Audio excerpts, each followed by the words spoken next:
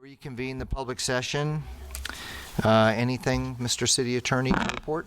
Yes, the City Council considered the matters listed on the closed session agenda, and there are no reportable actions.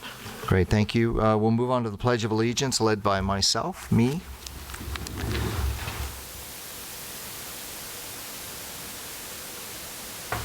Ready, begin.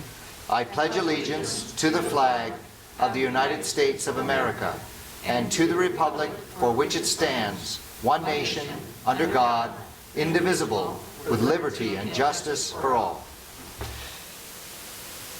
We'll have Pastor Michelle come on up. Please remain standing. Sorry. Good evening. I have been praying for you for this meeting, and it is an honor and a joy to pray for you. I would like to begin and actually end this invocation with a prayer out of the book of Ephesians. For this reason, I kneel before the Father, from whom every family in heaven and earth derives its name. I pray that out of his glorious riches, he may strengthen you with power through his Spirit in your inner being, that Christ may dwell in your hearts through faith. And I pray that you, being rooted and established in love, may have power together with all the Lord's holy people to grasp how wide and long and high and deep is the love of Christ, and to know this love that surpasses knowledge, that you may be filled to the measure of the fullness of God.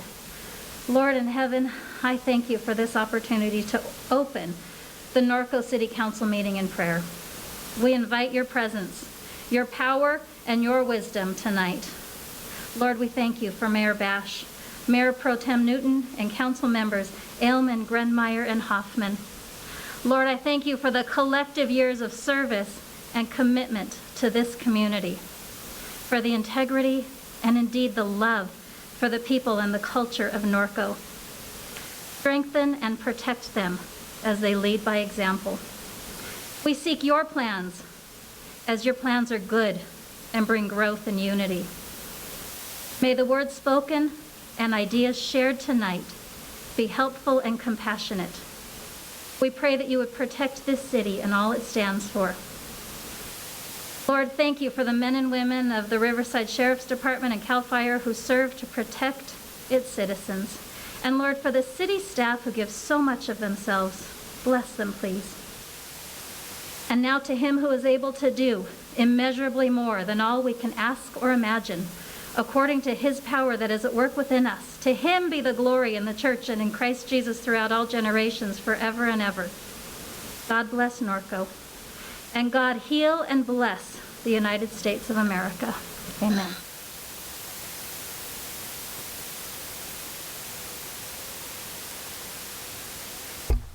Before we move forward, I would like to put something on the agenda for the end. I'd like to discuss Terry Perkowski and naming a something public.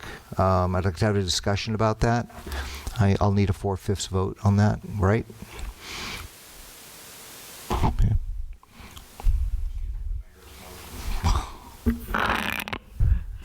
Councilmember Alleman, Councilmember Grenmeyer, Councilmember Hoffman, Mayor Pro Tem Newton, yes.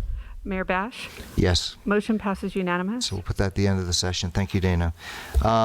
You know what? This is a great pleasure. One of my favorite people literally in the community I'm about to introduce. Hard worker. I am so happy that he got selected for this job. Sam, would you come forward and tell us about yourself? Sure. Good evening, Mayor Bash and council members. Before I get going, I'd like to also call my sidekick, our Deputy Superintendent, familiar to many of you, Dr. Lisa Simon, who's here as well. So I wanted to be here this evening to introduce myself to some of you who may not know me, but I'm here also very much representing the Corona Norco Unified School District, and I would say a proud superintendent. And nice to see you, Catherine. And Robin and Ted and Greg and Andy and also Brian. So in fact, we have a meeting on Monday. Where'd Brian go? There you go. I say you switched up on me. I say hey. So Anyhow, so I'm here this evening, as I said, to tell you a little bit about myself, but also the district and where we're going, and address any questions that you may have. So I've been in the teaching business quite a bit, and in this community, I've been here for 21 years, but in total, 35 years in education. And over those years, I worked for Santa Ana Unified, where I grew up. I worked for Riverside Unified for 10 years, and I've been here for 21 years here in Corona Norco. Variety of positions, high school principal, and the last 10 years, I've been here at the district office, serving in numerous capacities as an assistant superintendent of human resources, and the last 3 years as deputy superintendent of instructional support, really keeping an eye on everything that has to do with counseling, mental health, safety, those type of programs that we have here. I'm also here with my wife Sandra, who's a product of the Corona Norco Unified School District as well. And in fact, her family goes way back in the city of Corona, well over 100 years. I'm also here as a proud parent that had 3 adult children that went through the system. In fact, and I'm not saying this because you're here in front of me, Mayor, but I know you speak to my wife Sandra, is when we first had our children, they were young, Town and Country daycare was a savior for us, quite frankly. My oldest struggled, but once he got to Town and Country as a child, he flourished there. So thank you and your family. In fact, I met Dr. Simon there, again, well over 20 years ago. Both your kids. Absolutely. Absolutely. So certainly proud of that. So just to turn over to some of the things that we have going on. We know that education and the pandemic has brought challenges for us, no doubt about it. As obviously we hear things across the country, across the state. Vaccine is here in the community, so certainly we have folks that are taking the vaccines. We have other measures. The governor unveiled a program that's a grant opportunity for us, for all schools, quite frankly, in the state. And it's called Safe Kids for All program. And basically what it is, it provides some extra safety precautions for our staff and for our students. And in short, right now the soonest we can start is February the 16th. We are submitting an application for this grant on February the 1st. And that's as it relates to bringing our TK6 students back on campus. Now, it's going to be contingent on Riverside County meeting the 25 or less case rate, which is a challenge because right now, I think we're now at 96 as of yesterday. But at least the COVID rates are starting to go down. Hopefully that will continue in upcoming weeks. But I also want to talk about cohorts, and I'll have Dr. Simon first talk a little bit about cohorts because we are allowed to bring cohorts in our K through 12 system. So Dr. Simon, maybe you can just allude a little bit to that. Thank you. Hi, it's good to see everyone this evening. Thank you for having us. Yes, we have started our cohorts at all the schools from the elementary, intermediate, and high school, including our academies. And really, it's about getting our students back in school, as many as we can, following the guidelines. And we can get up to 25% of the population at each school of students in cohorts. And we're looking at students that have the greatest needs. And we know at this point, all of our students are considered vulnerable, given the fact that they've been faced with this pandemic for a year now. So we are looking at different creative ways to get our students connected in person at the school sites. We're focusing on mental health, social emotional learning and supports, as well as, the academics. Anything we can do regarding interventions, support, groups. I think Sam's going to talk about the athletics and other groups like our band. We're looking at our band and our CTE, choir, and so on. So, as you know, everyone in this room, we all want to get our kids back to school as quickly as possible in the safest way possible. And we will continue to expand cohorts, bring more kids in At the high school, we know all kids matter, all are vulnerable and need support. We have started our emphasis with our seniors. We want the class of 21 to feel special and valued and loved. And we want to make sure we support them so they are ready to move on when it's time to graduate. So we will definitely keep you informed as we continue with the expansion of our cohorts. So we're working together to support our community. And thank you again. Thank you, Dr. Simon. So the other piece is, I know that's important for the community, is especially when we're talking about the high school students, is athletics. And so our athletics, so there's been a lot of I would say uncertainties out there, and there still is, quite frankly. On Monday, the CIF Southern Section canceled the playoffs for the fall sports. Actually, traditionally, there's a 3-sport season. This year, because of the pandemic, there's a fall season and a spring season. So football got thrown into the fall season. So there's not going to be playoffs, but if things can continue to go downward and we're able to play football, I'll just focus on football, but the fall sports, we would have a league. They would be able to play league contests, but there's not going to be playoffs. That decision has been made. But as far as our student athletes coming back to the campuses, yes, they can. One of the things that we did get from the California Department of Public Health, we did get some guidance that now they are going to be allowed, once we get the approval, hopefully it'll be this week or early next week, they are going to be allowed to throw, for example, footballs or baseballs and play catch, some of those things that they haven't been allowed to do thus far. And that has to do with the science that the state has reported and they're looking at, and they can see that a lot of these, the COVID spread doesn't happen so much by throwing balls and stuff. It's more by droplets than anything else. So with that, the last thing I would like to say, and if you guys have any questions, we'll be more than happy to address. I want to say again, thank you for your partnership over the years. Love to see CAL FIRE, love to see our Sheriff Department, that we have a wonderful partnership with them. We'll continue to, as I said, we have a meeting on Monday. Thank you, Andy, for your leadership. Thank you, Kevin, and the rest of the council members for your leadership, and looking forward to continue to do the great work with you guys. Let me introduce you to our newest councilwoman, Catherine Elman. You work for him, right? Yeah. Yeah. We have 2 teachers. Yes. Yeah. You're surrounded. You're in a good spot right there. You know what? They keep us on track. There you go. Anyway, any questions? No? Hey, Sam, congratulations. Nice to have you out. Thank you. Really Thank you. appreciate it. You guys have a great evening. Thank you. Yep, thank you. Good to see you too. Lisa. We're now going to move on to presentation for the Berwyn-Hanna Avenue Bridge, formerly known as the Hamner Ave. Dennis Green, Director of Community Outreach, Falcon Engineering. Nice to see you again. Good to be here. Good to be here. It's been a while. Yep. Thank you so much for this opportunity, Mayor and Council, and my co-worker, Andrea Suarez. We've teamed up and we've done some very great things together.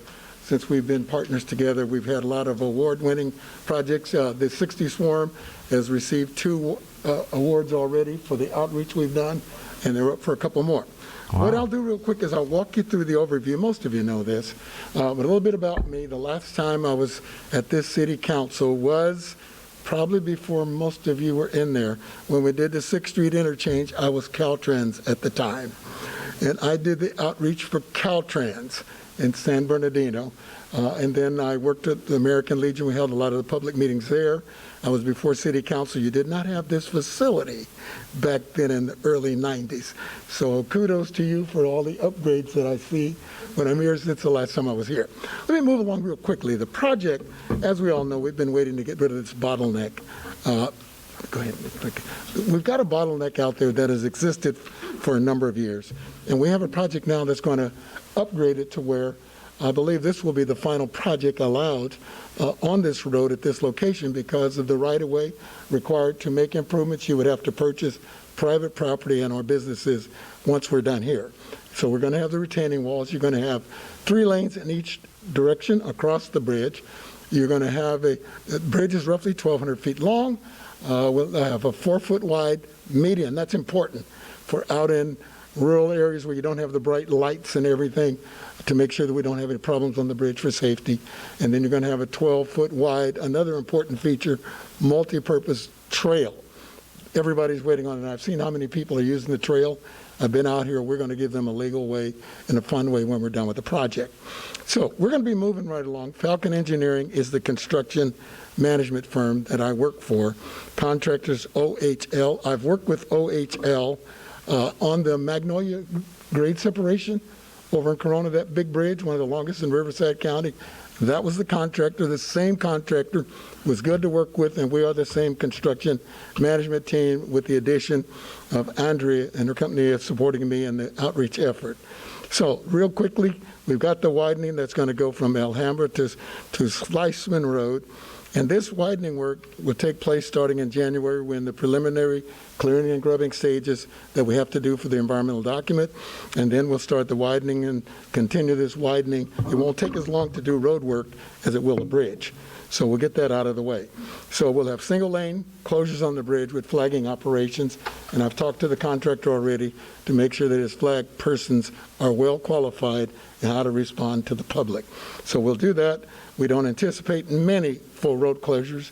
If they do, we'll get the word out if there's an emergency or something. Detour routes will be provided. And the other thing that we need help with, we had emergency responders meeting already to coordinate no pedestrian access on Hamner Road between Detroit and the bridge right now. And the contractor's going to be out there, and he's going to need this work zone free of pedestrian traffic through it.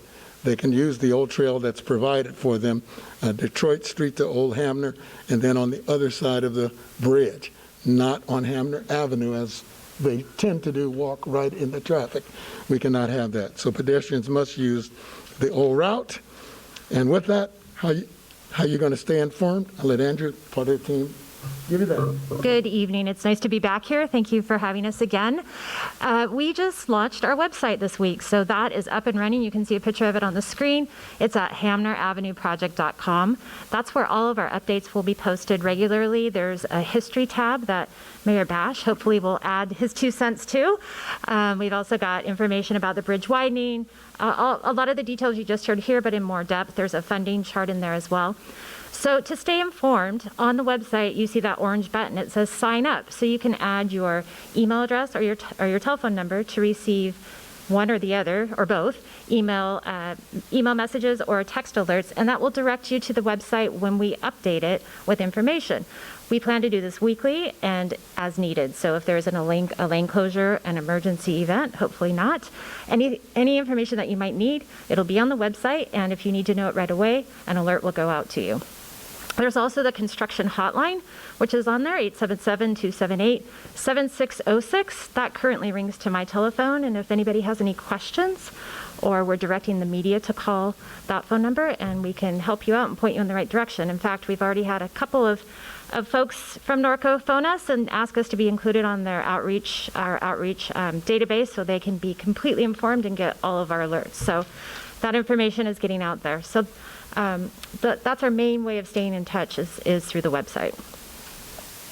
With that, here is my contact information, Dennis's contact information, and if you have any questions, now would be the time to ask. Anybody have any questions for Andrea or Dennis? Robin? So I know that the contact information went out yesterday on Top Stories. Do you have an idea how many people already signed up for information? I do not. Oh, I okay. can get that. I can get back to you. Okay. We have it on the back end of the website, and I didn't look today. Okay, perfect. Thank you. It comes out weekly as a report to me, but I can check on it for you and get back to you. Yeah, it's just our first outreach on it went out last night. Yes. So it'd be nice to see what our reach is and if people are taking advantage of signing up with you guys for the information. Absolutely. Thank you. I also should mention we're on social media as well, and you can find us at #HamnerAvProject.com. And so we'll condense our information that we're putting out to you into a social media post. It's on Instagram and Facebook, and then we're sharing that with the cities of Norco and Eastvale and asking them to post on their pages as well. Great. Ted? Yeah, I do. You at least have one because I signed up today. Thank you. Thank you. Great. The one thing, if you can, to make sure, for the Riverside Transit Agency, Route 3 goes from Corona through Norco to Eastvale. They really need that information. I sit on the this called the Northwest T-Now, which is the transportation agency for this area, and we have some people that need the bus route and their ADA need requirements, so they really rely on that bus route to get between here and Corona. So please put them on any type of changes, especially delays or closures, so that they can have that, so they can get their bus schedules out. Yeah. Last week we hosted an emergency services meeting, and our friends from Sheriff, Fire, Sam from RTA was there, and we went through all of this with them and actually described the project to them and had the opportunity for our emergency services teams to ask questions and discuss any concerns that they may have. So we've been through it all with them already, and Sam is one of the first people I notify good. with RTA. Right. I appreciate that. I've worked with Sam for over 15 years, and he mentioned that. I've asked him for his schedule so that we can use that with the contractors' operations to try to avoid anything that's going to interfere with the bus schedule. So Sam's going to be sending me his bus schedule for this route. Okay, I appreciate that. And we'll incorporate that into our work plan. All right, thank you. And then I don't know if you have the information. Something came up about the Detroit intersection there, and we had a discussion. Do you know how much impact that's going to have on the is that intersection going to stay, or is that going to impact the bridge, or is that beyond you? What I know about the construction is the Detroit intersection will not be closed, but there will be widening from that point on down. So it will remain, as far as I know. The signal may have to be repositioned or widened, but to my knowledge, the Detroit intersection will not be closed. Okay. And if we do, when we had impacts, we hand-walked notices from Detroit to Old Hamner all the way down to the end. So we were out there, my team, we walked the notices, door hangers. We got them approved through the city staff, and we walked them out. No, there were crew out there this week, and that's what I'm asking, is they... Yeah, a lot of those are utilities and Correct. clearing and grubbing taking place, but they won't be closing. Okay, I appreciate that. Thank you.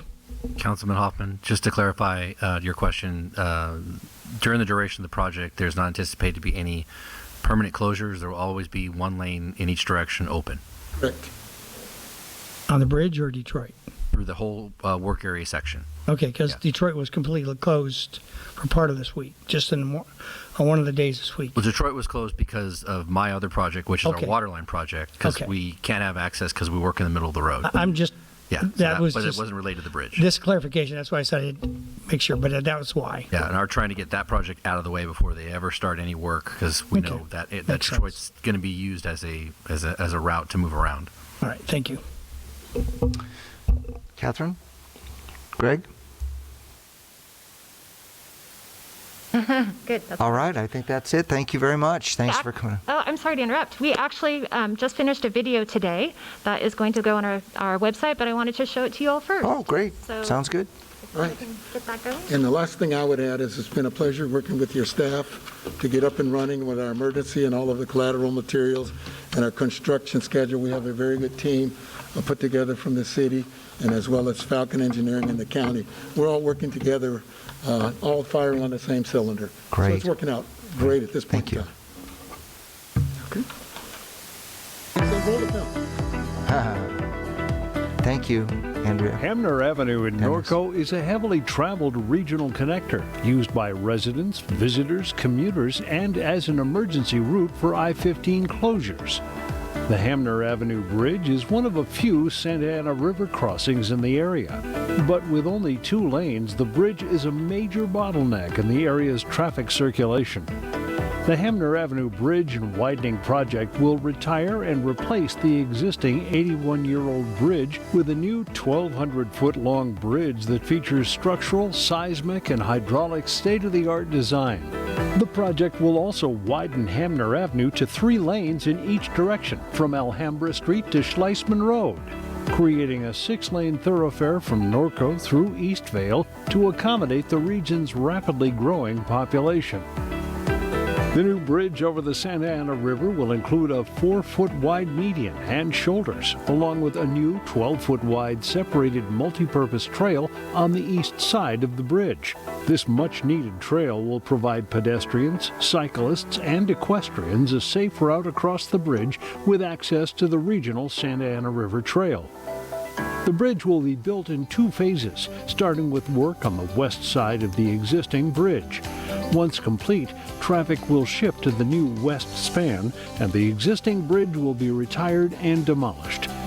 Construction will then start on the east bridge span. Traffic capacity on the bridge is not expected to change during construction. The bridge is expected to remain open to through traffic with possible single-lane closures. In the event of an emergency or public safety concern, the bridge may temporarily close with posted detour signage. Pedestrians, cyclists, and equestrians must use Old Hamner Road to access the bridge crossing from the south side of the bridge during the first part of construction. Once traffic shifts, please follow signs for access. The new bridge, named for longtime Norco resident, equestrian, and transportation advocate Mayor Berwin Hanna, is expected to open in winter 2022. Stay informed by visiting HamnerAvProject.com and sign up to receive text or email updates. Thank you. That was great. Any comments on that, guys? Seeing none, thank you very, very much. We'll see you around. We're now going to move on to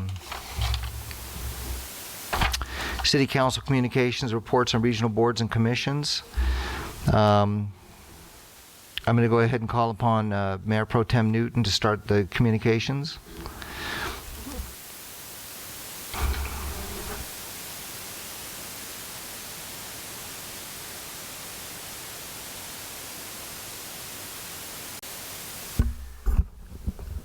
Good evening. I know this is a shock, but I did something. January 7th, attended the special board meeting, board of directors meeting for the Chino Basin desalter. And what I'd like to do, if we have time, maybe at our next meeting, is just do a few minute presentation of our progress on our Belgrave intertie waterline project.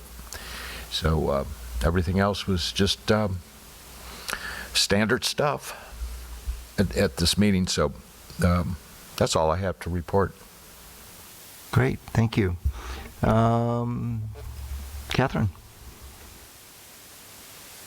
Well, since I'm still new, I don't have any updates at this time. So it's all right. Robin? On January 11th, I was able to attend the Cal Cities meeting with Mayor Bash.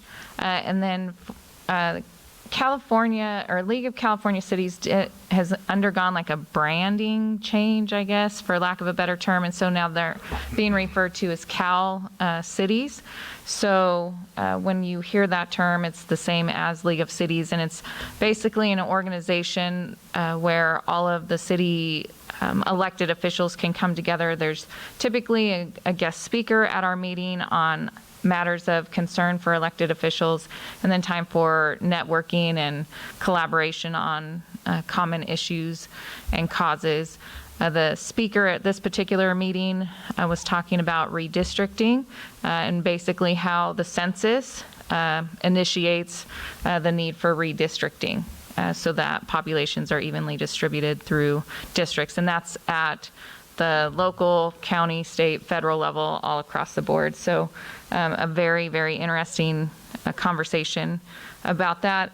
And then the other thing that I found promising was I feel like for the Riverside Division, which we're in, the group is finally on the same page in regards to the importance of local control and the issues that we all face with housing. I don't feel that we've all been on the same page necessarily in the past, and I feel like finally we kind of are. So that's been really refreshing to see that change over the last couple of meetings. So that's all I have to report. Ted? I've been busy. January 11th, we had our Veterans Memorial meeting. We had to do it by telephone, but it was interesting. We tried to go over the 2021 events and what we're going to do with once we get released from this COVID restrictions. So we went through, and then Wednesday on January 13th, attended the Riverside County Transportation Commission. They were doing, and Andy, you appreciate this, they were doing some mid-year judgments, budget adjustments to the COVID. They really thought that they were going to be down in income, and actually the projected temp revenues are going to be lower because WRCOG hasn't finished their information yet, but they're only anticipating $11 million for 2020. But the Measure A revenues are expected to be 13% more than anticipated, to a tune of about approximately $195 million. And then the local transportation funds are expected to be 5% higher. Now, we don't get any much of those, but those go for buses and mass transit, so that's a good thing. So that's a good news on that front. The biggest thing, and believe it or not, that helped it out, online sales, and drove up some of the numbers. The restaurant businesses took a hit as far as income, but essentially they saw better revenue than they thought they were going to do for the Riverside County Transportation for Measure A. And then on January 13th, I attended the Western Community Energy meeting, and I give you, all the council members, a copy of the minutes. And the one thing I wanted to point out, and this is, I hate to beat a dead horse, but I know we're tough, and it's tough for everybody, but there are programs out there for people that are having a tough time for paying their bills. There is a program called AMP for people that are eligible, and just to give you an idea, for Western Community Energy and all the other cities in it, there are 7,466 delinquent residential accounts with a total outstanding balance of $3.5 million. And there are currently 206 delinquent accounts in non-residential with an outstanding balance of $612,860. I bring up the AMP because there are programs out there for those who can't pay. So please, if you're eligible, please get on a payment plan or some kind of plan that you can get your bills paid. Eventually, after April, these bills will come due.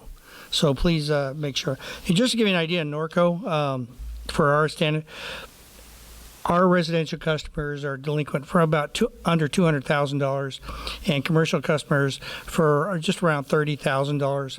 So that's as of January 1st. So please, if you can't, contact the WCE or Edison. Try to get onto those payment programs if you need be. And then on January 13th, at the Riverside Transit Agency, one meeting right after another. Thank God for Zoom. But they have voted to approve an upgrade of 55 buses to steel Pistons. What that's going to do is increase the life of these engines. They've been wearing out faster. As you know, eventually we're going to go, our fleet of buses in the Riverside Transit Agency will go to hydrogen-fueled buses. So we'll see how that goes.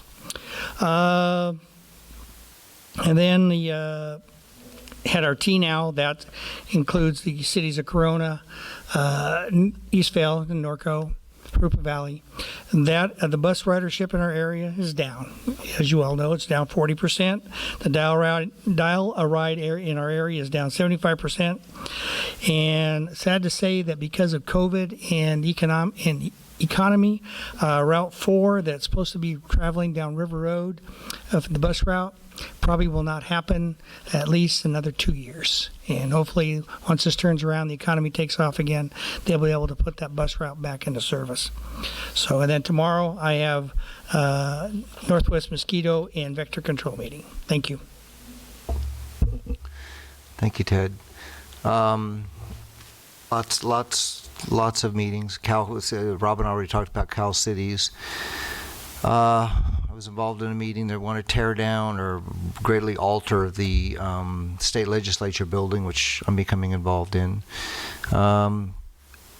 Senator Roth and Assemblyperson Cervantes, we worked on the 13th with 24 businesses, and their website was not working for the Cal Relief Grant, and we got every single one of them in. I couldn't believe it.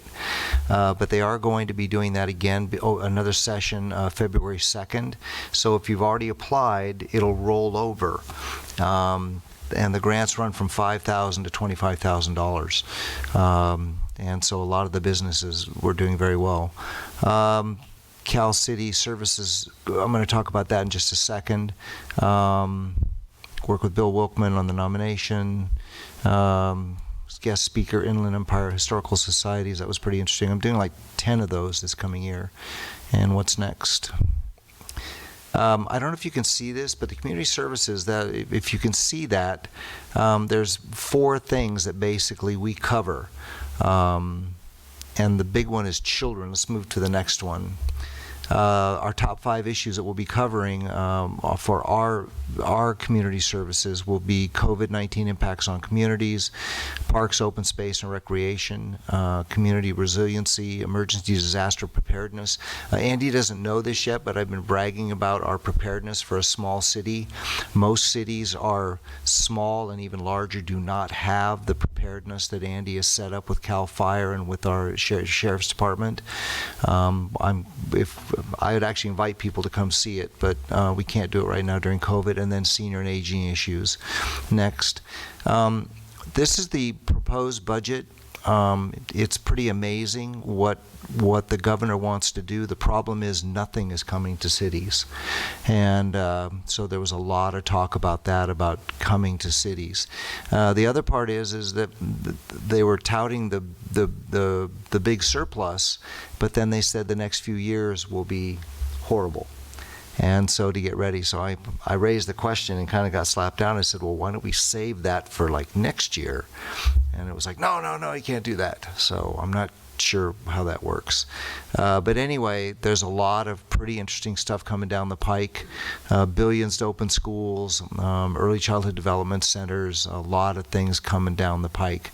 So it looks like this year we'll be doing okay. And I think it was at the last slide. This is the stuff that applies directly to our particular policy committee. Billions for child care programs.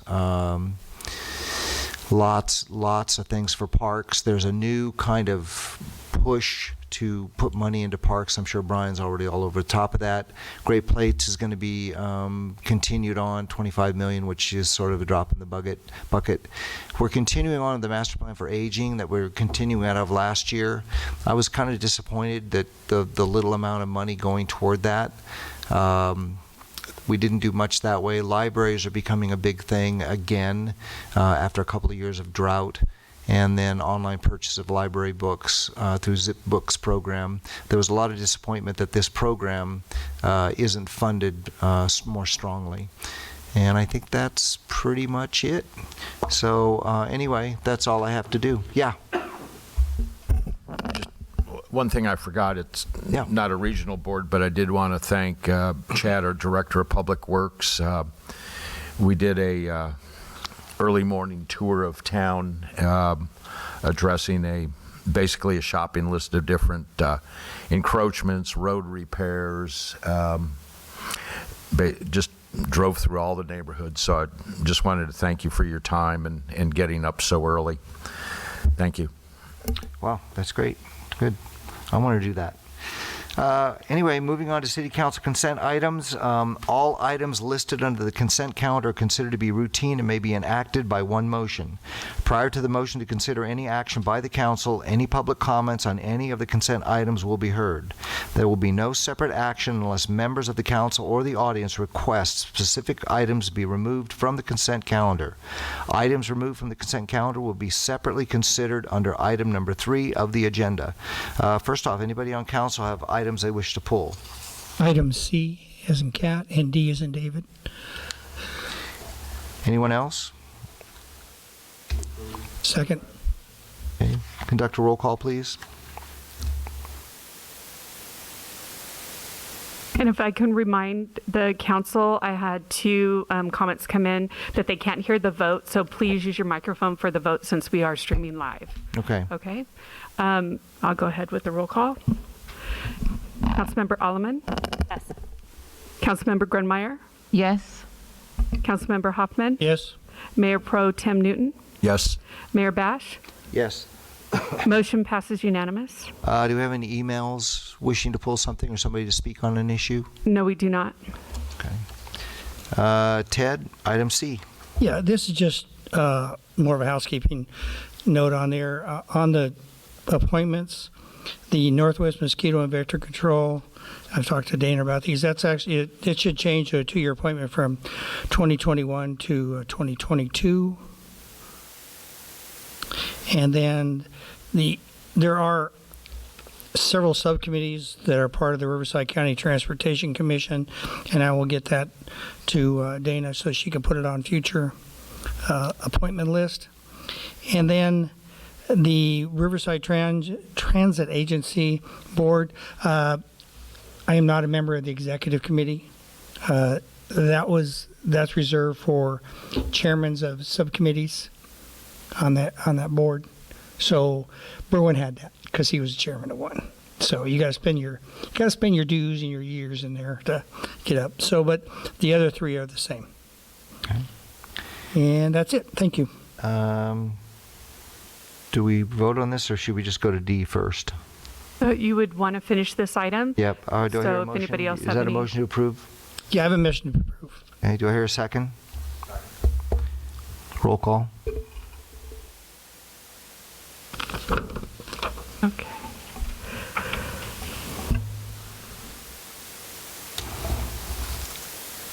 Councilmember Alleman? Yes.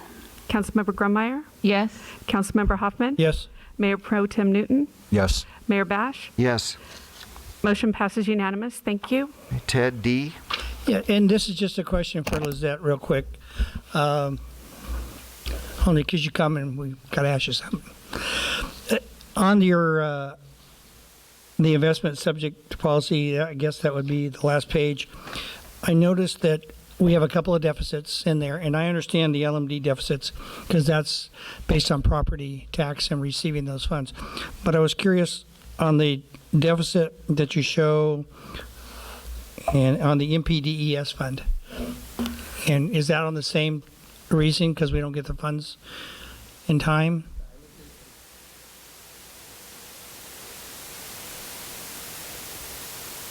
Okay, it's the same as what we do for that. And that's why I just want a clarification. Okay, that's it. See, he answered it for you. Thank you. Thank you. And with that, no other further questions, I will move to approve. Second. Roll call. Councilmember Alleman? Yes. Councilmember Grunmeyer? Yes. Councilmember Hoffman? Mayor Pro Tem Newton? Yes. Mayor Bash? Yes. Motion passes unanimous. Moving on to item 4, public comments. This is the time when persons viewing wishing to address the City Council regarding matters not on the agenda may be heard. For those out there, please email the city clerk at citycouncil.ci.norco.ca.us so that you may be recognized. Please limit comments to 3 minutes or less. Any comments received after the start of the meeting and before the item has been closed will be read into the record. The Ralph M. Brown Act limits the City Council's ability to respond to comments on non-agendized matters at the time such comments are made. The City Council shall not discuss or take action relative to any general public comment. Have we received any emails? Yes, at the start of the meeting, I have 3 emails I will be reading, and they will be subject to the 3 minutes just as if they were here to be speaking. Okay.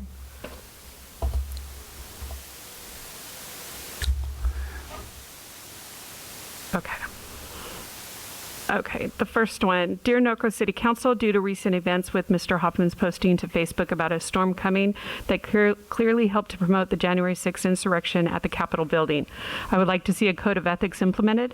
The promotion of this event and conspiracy theories that led up to this event embolden Hoffman's followers. Norco's constituents to believe and also spread more misinformation, when in turn results in the violence that we saw at the Capitol building last week. This lack of foresight of his actions also happened last summer when Mr. Hoffman spoke his mind freely about the Black Lives Matter movement without considering the repercussions from his city council email.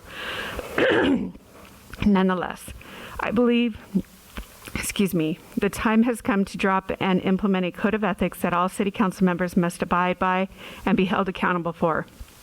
Their positions are in the public eye, and with that responsibility come sacrifices that they must make for the greater good. Sacrifices like not shooting from the hip, defined as speak directly or bluntly without caring for consequences, react quickly or impulsively, act recklessly without considering the effects. And the source is theidioms.com. Thank you for your consideration. Sincerely, Nikita Pacheco. Could stop the timer.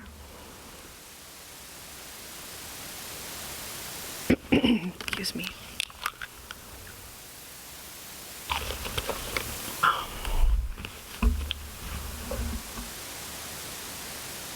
Dear council members, Bash, Newton, and Grummeyer, in a better world, I would be standing in front of you saying this myself, that you could hear the anger, disappointment, and disgust in my voice. But then again, in a better world, I wouldn't have to, because in a better world, those who were elected to represent the people would not have failed people like me so many times in less than 9 months. In a better world, you would have all taken action from the very beginning when a constituent asked you to take a stand against the racism that has long plagued both our great nation and our beautiful city, but instead you all sat back as a fellow council member, spread a narrative that has long been used by racists to gaslight and invalidate the experiences of people of color such as myself.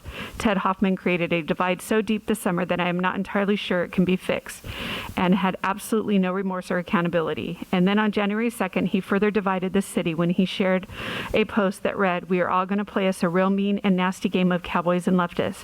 Why any sane person would share that in the first place is beyond me, but how a public official should share such dangerous rhetoric with zero repercussions would be absolutely baffling.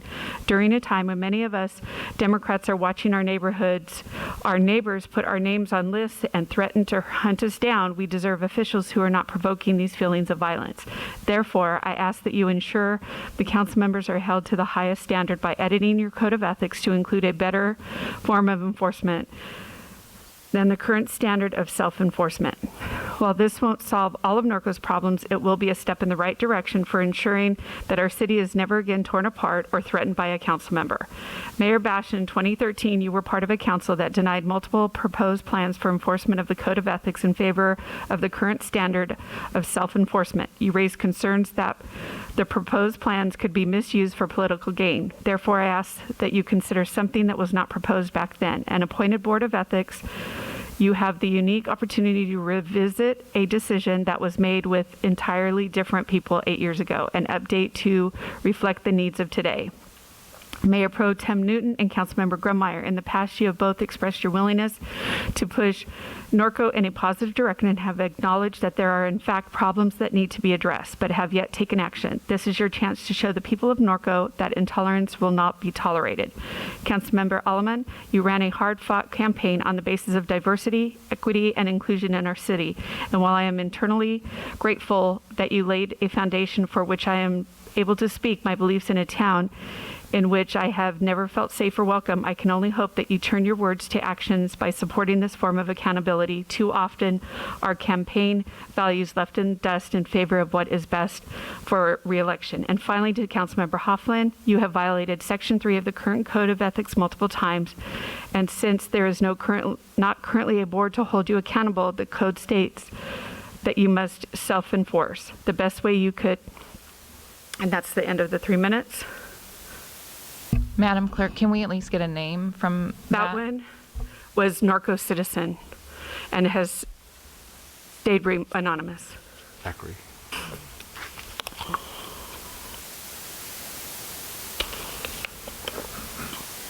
The next one is Concerned Narconian and has signed it respectfully, Concerned Norco citizen. I am writing to request that the City Council formally rebuke Councilmember Ted Hoffman's January 2nd post publicly advocating for the deadly storming of the Capitol and call to get ready, people, because we are going to play us a real mean and nasty game of cowboys and leftists. Locally, his constituents who politically identify anywhere left of the middle have already been threatened on online forums with placement on a list to be hunted down and targeted by armed citizen militias composed of Norco residents. Ted Hoffman's rhetoric further encourages violence and endangers the lives of his constituents. Being an elected representative in a nonpartisan office is not an opportunity to live out a cowboy fantasy by playing cowboys and Indians, to punish perceived political opponents while alluding to the extermination of indigenous people. The City Council can uphold accountability by updating the Code of Ethics to include social media standards and crucially enforce it through the formation of an ethics committee. Inaction would otherwise tactically support the current threats of violence against Norconians and would set a dangerous precedent for radical rhetoric targeting the council's constituents in the future. Respectfully, concerned Norco citizen. And let me just...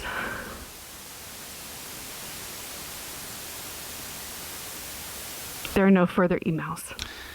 Closing public comments. Moving on to item 5, City Council discussion action items.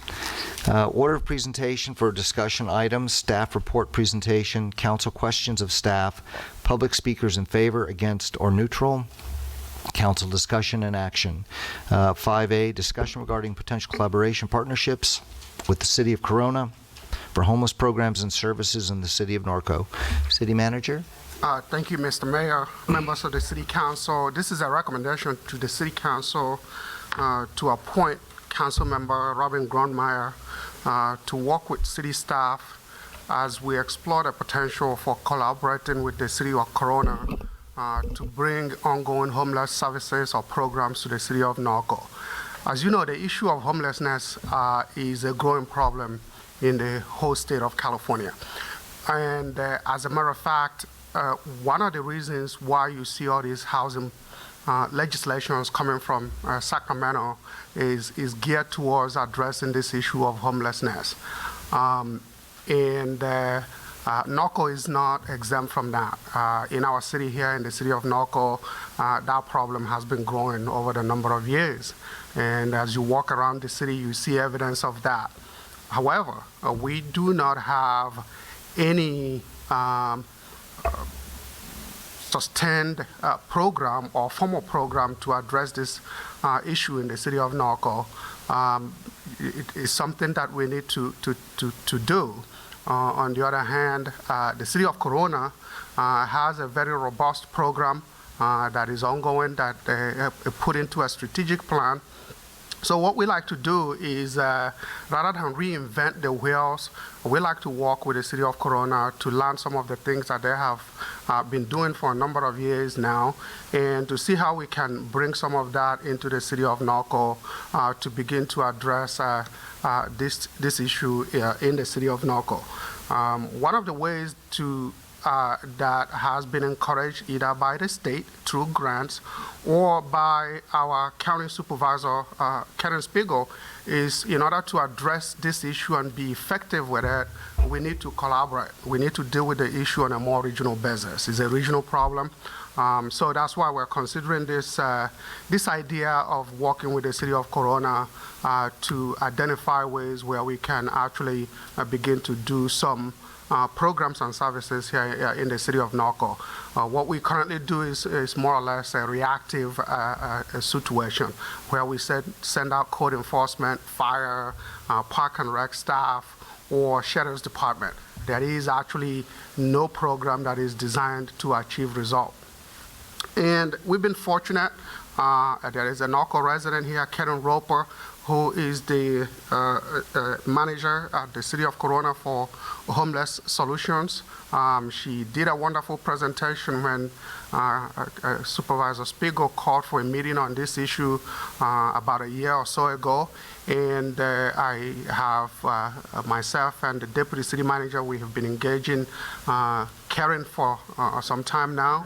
And this is also one of the things actually Robin Grummeyer wanted to do when she was a mayor. Unfortunately, with the pandemic, some of that issue was suspended. So I'm going to turn it over to Karen Roper. She's going to walk us through what they are doing at the City of Corona.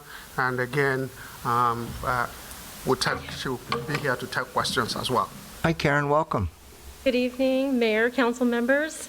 It's truly an honor to be here before you. I come representing the City of Corona, but as your city manager mentioned, I am so privileged to be a resident of the City of Norco. And some of you know about my history, but for those of you that don't know me, I have been a resident of the City of Norco since 1987. And I met my husband at the Norco Rodeo in 1988, and then we got married on January 20th of 1990. So what is today? My 31-year wedding anniversary. Oh. See, true love can happen at the Norco Rodeo. So before I jump into this presentation, there's a lot of slides, but Andy wanted me to give you a picture of the dashboard presentation that I gave to our city council because we just adopted our strategic plan in June. And when I gave the update to the City Council of all that had been accomplished by November, it's really unprecedented. And so I'm very privileged to be here to give you an overview of what we've done in our strategic plan. I do want to thank Councilmember Grunmeyer because she's been at all the previous meetings with the supervisor and looking at this issue sub-regionally. So thank you for your leadership. And also to the mayor who was at the Corona Chamber when we were presenting a part of our strategic plan. So with that, I'm going to jump right in. So I did a very comprehensive collaborative effort with our entire community, businesses, residents, faith community, nonprofits, everybody we reached out to. And we said over a series of 18 different meetings on weekends, evenings, during the day, this is a team effort. It's a collaborative effort. We want feedback from you. We want to build on strengths. What are our strengths? We had some existing programs and services and support from the community, but we knew we had a lot of challenges and we wanted to use our challenges. You know, they say a challenge is an opportunity, right? To create positive change. And then the message that I gave to our community, and this is important for you to know, is that if you develop a strategic plan, you develop programs. It's not like a light switch, you flip it and you end homelessness. It's an incremental process and path to systems change. For members of the public that may be watching this and for your council, I think it's important to reflect on the fact that there are many different causes of homelessness. I think sometimes people that aren't familiar with the issue think that maybe every person that is on the streets is mentally ill or they're using drugs. And quite frankly, there are many different reasons why people become homeless. Divorce, death of a spouse, an injury, natural disasters, loss of a job, chronic disease, post-traumatic stress disorder, and that's not just from those that have served in the armed forces, but it could be from a severe accident, sexual trauma, physical abuse, criminal history. There's all different types of reasons why people become homeless. Sometimes it's even underemployed. They don't make enough money to be able to afford the high cost of housing. So this was something that we wanted to tell our community. It's not a one story fits all. There are all different reasons why people become homeless. You need a very responsive plan to address all the different needs. So the plan is built on a foundation of robust community engagement. We did a comprehensive needs assessment. So that meant that I got data from the Riverside Department of Education, the County Department of Education, Corona Norco Unified School District, the countywide point-in-time count of the homeless, and then we also conducted a 2-day, very in-depth census of the homeless through our nonprofit CityNet that is on contract with us. We looked at homeless cost impact, and I'll show you the costs of what it was like to not have solutions and how much it was costing our city. And then what are the best practices to be able to look at, here's our data, what are the best practices, and build the plan on that. You've probably seen these numbers before, but I want to tell you that in January of 2020, we launched our first ever shelter program. It's a motel program that comes with wraparound services. It's not the county's Project Room Key. That came later during COVID. It's our own motel program, and we housed a lot of people in that program before the count happened. And so it was great to see that we had a 34% decrease. Now, I'm not saying that it was all because of the motel program, but immediately because we were able to get so many people off the streets. And we've had a number of people move out of that motel program into housing. So we were happy with the achievement of a 34% decrease. I think COVID is bringing challenges. I know, Brian, you said to me the other day, I think you were on a regional call, and they were talking about the numbers spiking because of COVID. But looking at the Norco numbers, you know, and this is what I said to my city council, they're manageable. If we work together, if we partner, we leverage resources, it's an issue that is manageable if we work together. When we did our census, now normally if you look at the county's regional count of the homeless, volunteers, law enforcement, they go to known locations, which is good, but this census that we did, we covered the whole entire city, and we covered it twice, because sometimes people will move from known locations. So at that time, in March of 2019, there were 209 folks that they found on the streets that were unsheltered. And if you look at the profile of our street homeless, it's almost 70% men. And if you look at, if you were to try to give a composite of the homeless in Corona, and it's not the entire homeless population, it just happens to be the biggest number. A man in his 50s who identifies as ethnically white has been homeless 3 to 5 years. Again, it's not everybody, but that was the majority of folks that we found in the city of Corona. Also, long-time Corona homeless neighbors. It's not like they've all migrated from other locations. They've been in our community for a long time. So this information was very helpful for us because we have homeless that we, you know, from the school district, but you know McKinney-Vento, we have 2 teachers here. You know that that's doubled up. It's motels, shelter, and on the streets. And the majority of McKinney-Vento numbers are typically doubled up. So we were looking at what is the biggest issue, and then our businesses and our residents also. And I think you know this in Norco, usually if folks are concerned, it's the, you know, folks that they're seeing on the streets, as opposed to the hidden homeless in motels or in their cars and whatnot. So we tried to develop a plan taking into consideration the population. Now, before I talk about Prop 47, which I know you all are intimately acquainted with, I included this because some of our businesses and residents were really frustrated with our police department. Like, why aren't you doing more? If people have drugs, why aren't you arresting them?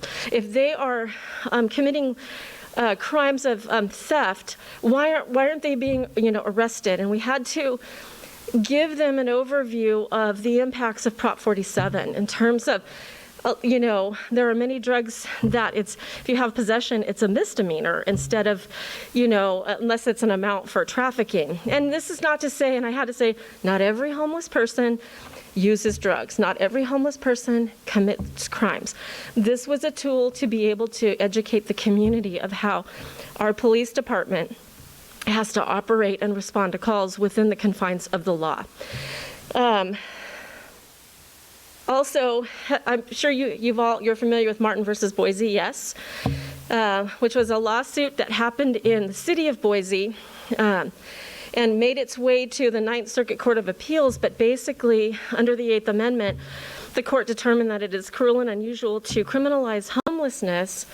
If you're going to enforce anti-camping laws and ordinances, you have to then, according to this lawsuit, offer homeless neighbors an available shelter bed.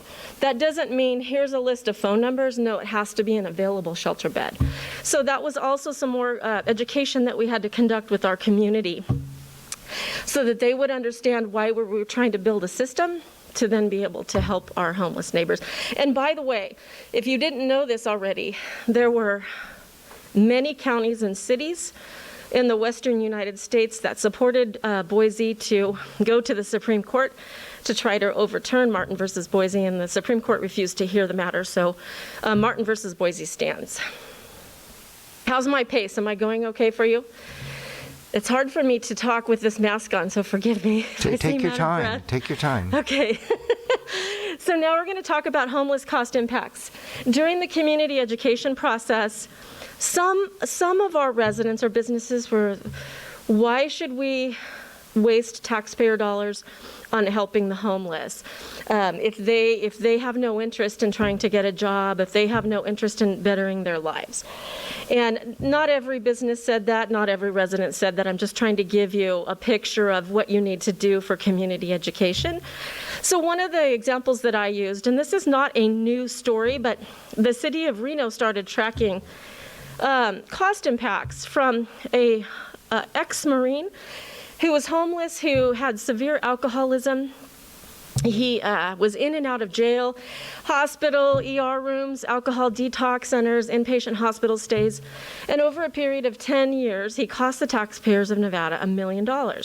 So when you have no solution, it's really a burden on local government, and it affects the quality of life for the residents and the businesses. And of course, the homeless that have been on the street so long end up oftentimes dying earlier than they should because of their exposure.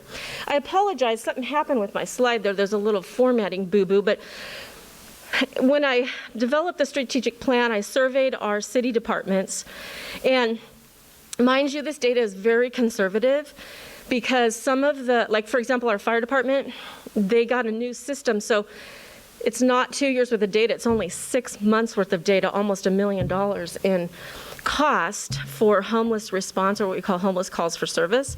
Our police department, over that period of time, $2.3 million. Our Parks and Rec, in terms of cleanup issues in the parks, was almost $90,000, and then the libraries, almost $63,000. So, super conservative figure of $3.4 million. Cost impact to the city of Corona for no solutions. Now, let's get to the exciting stuff. So with a lot of that and more information to build the plan, we developed 10 different goals. And the goals range from a systems-oriented approach, developing emergency shelter, housing, expanding outreach and engagement. 5, developing sub-regional partnerships with neighboring cities. Public-private partnerships, that's the centerpiece. Government should not be, local government should not do this alone. This should be a community-wide effort. These are our homeless neighbors. Every city has homeless neighbors. We need to engage the private sector. And I mean churches, I mean businesses, I mean residents. This is an important effort that we all work together. And then partnerships with county government and the continuum of care. Homeless prevention, and that's super important, and you've seen a lot of that happening with COVID, where there's been programs to try to keep people from moving into homelessness. And other important goals in terms of advocacy and data tracking. How are we measuring it? If you're going to develop a plan in government, it shouldn't just be we did it and it sits on a shelf and collects dust. Are you actually successful? How do you measure your success?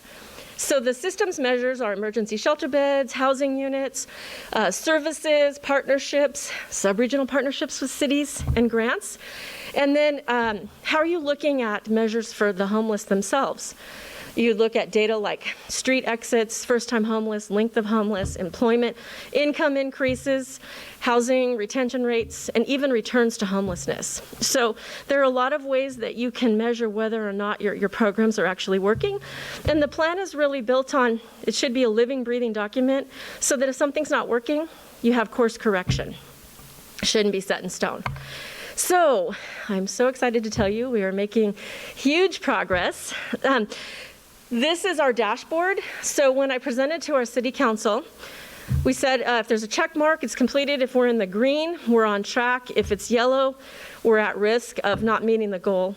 And then in the red is we're far below attention is required, because the plan is a 5-year plan, and then it has annual plans that have timelines with very specific goals and milestones. So it's very easy for our community to see that we are accountable, our city council, everybody. All right. So the first, developing a systems-oriented approach. That we get to check the box because the strategic plan is all about very comprehensive strategic approach. And then Council adopted that in June, and then in July, we had our annual action plan. And City Council allocated $3.4 million to the year one plan. Half of that was from our general fund, and the other half was from we get like home dollars, and then I applied for a state grant. I applied for some continuum of care funding. So leveraging, you can see the city investment and then trying to leverage that. Low barrier emergency shelter. So I told you we already have the motel program, which is working really well, but you may remember, some of you, that on Harrison Street, we own a facility at 420 Harrison. You may remember it used to be the Corona Norco Rescue Mission, and they no longer provide services, and that used to be for families. So when the rescue mission decided not to provide services in the city of Norco anymore, it was an opportunity to align that asset that we have to the strategic plan. So what did our data say? Chronically homeless. So we are in the process right now. Our council allocated $1 million in November. It's undergoing renovation right now. I am actually, as we speak, working on an RFP to select an operator. And so we hope in April, we're going to open up that shelter 24/7, 365. So that means we don't evict people to the streets in the morning, which is usually a problem for neighbors and businesses, and a lot of shelters have that model. Come stay at night, then you have to leave during the day. Very vibrant multi-service center. We'll have county agencies, nonprofits, the faith community. It's going to be a community-wide effort to have a very robust navigation, or what we call a multi-service center. It'll be a great resource for our police department because it is 24/7, and we'll have all types of services. And we made a promise to the community that we're going to have a very strong good neighbor policy, which means, because it's in an industrial area, so no walk-ins, no walk-outs. Shelter advisory committee, so that the community can sit on that committee and have a say if there are issues that are surfacing, that we can work together with the operator to address those. We have high expectations for that operator because we want them to be good at grant writing. We want them to be able to leverage our resources and operate housing programs, and I'll tell you why. Because we are linking housing programs to this shelter. That's that comprehensive system of services that I mentioned. So we own 12 units of housing on 5th Street, and so this will be a component. We've repurposed this housing for permanent supportive housing. And you know how they say that affordable housing should be the nicest housing on the block. And it is. These units we purchased through foreclosure with our HUD funding, and basically what we're going to be doing is partnering with the county for the supportive services. What are those? Mental health services, substance abuse treatment services. Because if you're going to get chronically homeless that have been on the streets 1, 3, 5, 10, some of our chronically homeless have been on the street 20 years. To be able to be stable, you need ongoing supportive services. Sounds expensive. If you look at the cost to the local government, it's actually better in terms of cost, and it's better for the quality of life, again, for your businesses and residents and your homeless neighbors. We also, we get home dollars. We are an entitlement city, so we are going to allocate almost $356,000 in our home dollars for tenant-based rental assistance. It's similar. How many of you have heard of the Section 8 program? Okay, it's like that.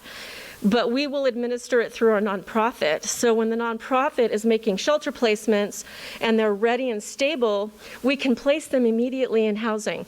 So this will be a scattered site. It's a partnership with landlords. So we'll have a housing navigator to build partnerships with landlords. So again, you can see how if you connect those, you have a very strategic continuum. I'm very excited about this. The city purchased a 4.82 acre site. And I requested council to consider carving out some of the units for permanent supportive housing for the homeless. It's probably going to be a 100+ unit development. You can see it. It's on 2nd and Buena Vista. You might have driven by it. So the RFP went out. We have 6 proposals. And so we'll have a carve out.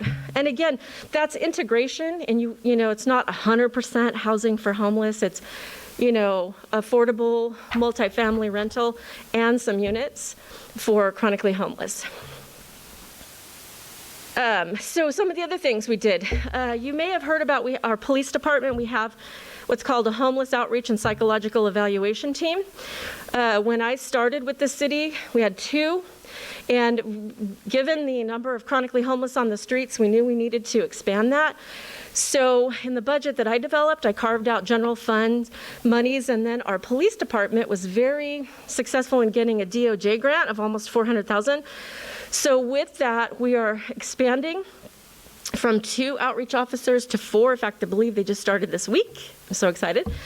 And we also have a contract with CityNet, which is a nonprofit. And this is a national best practice. And CityNet is in multiple counties. But you have nonprofits that are skilled in case management, connecting homeless to services, partnered up and on the streets in outreach with law enforcement. And so it's a really successful model. And in December, our council expanded from 3 days a week to 5 days a week. So I'm pretty excited about that. Because if we have a lot of folks on the streets, especially with chronically homeless, sometimes it takes multiple outreaches and touches before people will be willing to accept services and shelter. I'm not nervous. I'm out of breath with this mask. So I'm so sorry, you guys. Okay, goal 5, partnering in sub-regional collaboratives. So with neighboring cities. So, a shout out to Supervisor Karen Spiegel, because she has started this effort with the cities. And Councilmember Grunmeyer was at the first meeting that we had in Corona when she gathered the cities in the Western District. And then also the second one when we were in Jurupa Valley. And so, as Andy mentioned, the state, the county, they really want to see cities working together. So we've been participating in that. You've heard of the county's continuum of care, right? So I was elected to be the vice chair of the continuum of care. So in that role, as they've gone through strategic planning, I've been giving feedback about incentivizing through funding. And so some of that has happened. They've actually given extra points for partnering. We have a program that started with our community where the community donates furniture. And then when folks move into housing out of our shelter, they have home furnishings. And we're discussing with the city of Riverside to partner in that. Why? Because we share the same nonprofit, CityNet. We can leverage our community, and it's a win-win. Also, we worked with CityNet and the city of Riverside on a grant. It's an HAP grant that was through the Continuum of Care. We applied for $1 million. We were only awarded $150,000. And that's because there was only $3 million available for all of Riverside, kind of a big county. What is this for? You all know about the Project Room Key program that the county runs through the motels. We know that CARES Act funding is coming to an end. What's going to happen to those folks? So we wanted to be proactive because we have county clients in our Corona motels. I know Norco has in Norco. How can we try to collaborate with the county to transition those folks to housing? So this is for rapid rehousing. CityNet is the lead agency. It will benefit our city and Riverside, but also Norco and even Eastvale, the second district cities. So we're very happy for that, and we want to see more of that. So government doesn't always have to be the one to apply for funds. I applied for our first ever Continuum of Care grant from the county. We got $65,000 to help supplement our program during the COVID pandemic.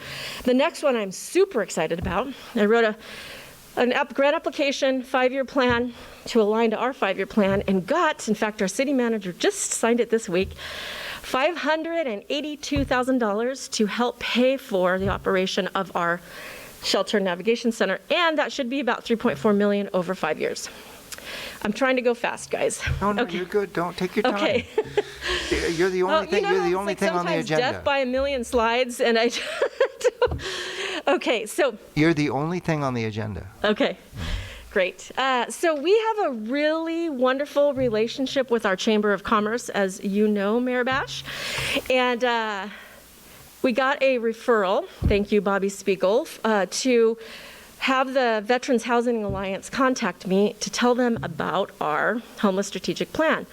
So I said, how about if you let me present before your nonprofit board? They said yes. Now what I learned is the Veterans Housing Alliance historically has focused on moving veterans into home ownership, which is wonderful. That's, the American dream. What I said was, would you consider, because we have folks that have been on the streets and that are veterans that have served our country, but maybe need to go through crisis stabilization in our shelters, and then a big step will be to go to rental housing. Would you be willing, because the city of Corona has invested in housing resources, how about if you guys partner with us for move-in costs, first and last month's rent, security deposit? They were so excited.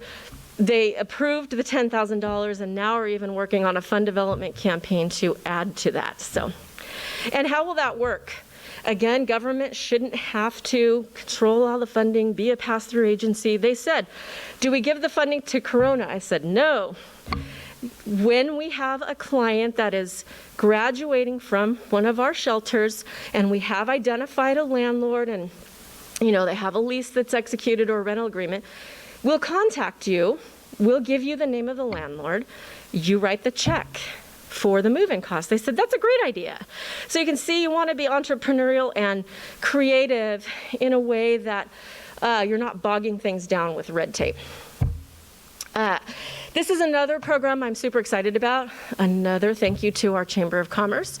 The Chamber of Commerce Board in Corona has a representative from Corona Regional Medical Center, and when I presented before their board about our plan, one of the representatives on the Chamber of Commerce Board that works for Corona Regional said, boy, we should talk, because they have homeless that are discharged from hospitals that need recuperative care, and it might be medication management, wound treatment, whatnot. It's a win-win for the hospital, because a shelter bed is much cheaper than a hospital bed, right? It's a win-win for the homeless neighbor, because if they don't have shelter and they've just had treatment, they're going to end up probably back in the hospital. So we are working on, out of the Harrison shelter, doing a carve-out. We've got some private rooms that would be perfect for recuperative care. So I'm going to write that into the RFP, that we will want the operator to have a component of recuperative care.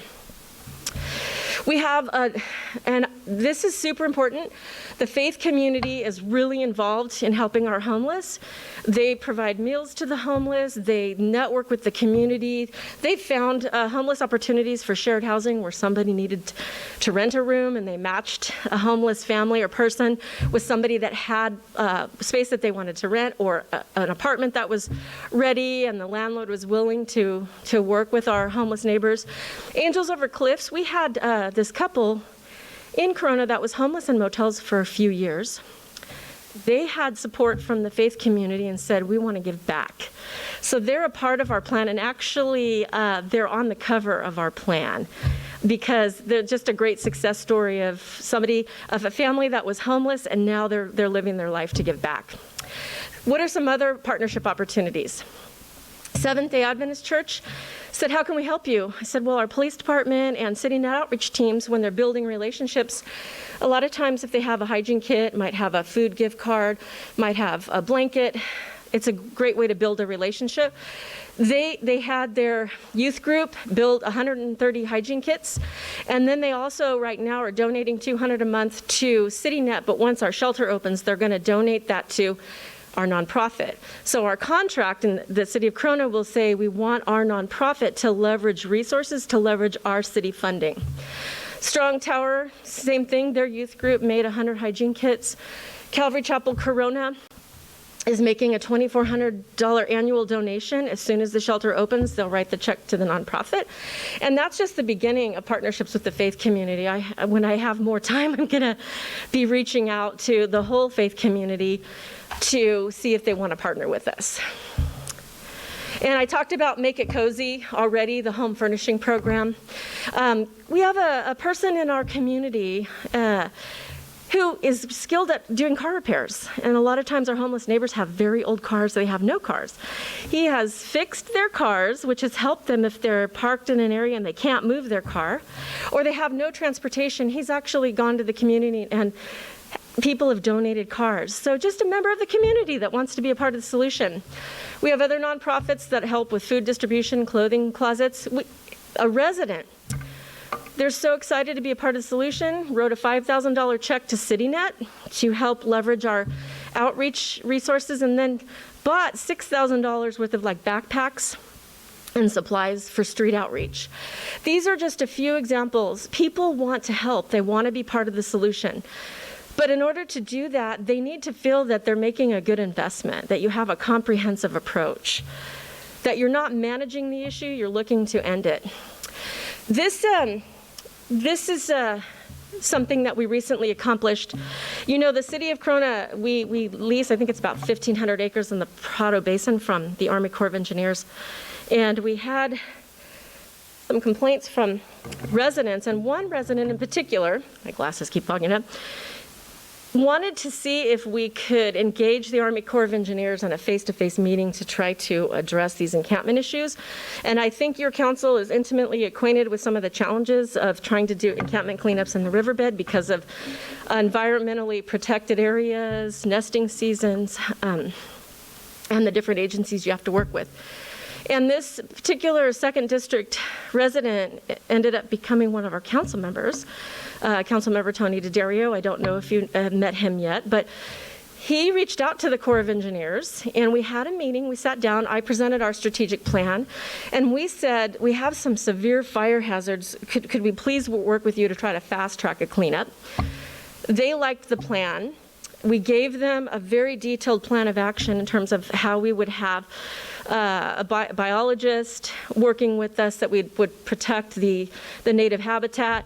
Anyways, 2 weeks, the plan was approved by the Corps of Engineers and U.S. Fish and Wildlife. And then our maintenance services, after our police department and CityNet conducted outreach to offer our homeless neighbors shelter and resources, that was another 2 weeks, so 4 weeks total. Come on, that is fast to do a homeless encampment cleanup. Here's some examples of what a few of the encampments look like. Look at the severe fire hazards there with propane tanks, barbecues, generators, a lot of debris that is very dangerous to the wildlife habitat. And of course, we all know about the dangers of the fires in the riverbeds. I'm sure you all have seen this in the Norco, in the area of the Santa Ana River where the houses are built on stilts. Why do you think they do that? Fast water comes through. Our fire department has had to do helicopter rescues. It's not safe for our homeless neighbors to be in the riverbed. It's not safe for wildlife habitat. Some of our residents, their homeowner's insurance has exponentially increased, or they've lost their insurance because of living next to a place where it's very dangerous because of fire hazards. So it's a win-win for everybody if you can figure out a solution. Here's some pictures of the cleanup. We contracted with EcoBear for the cleanup, and then Rincon for the biological monitoring. And not every encampment area was accessible by large equipment. Some of it they had to travel on foot.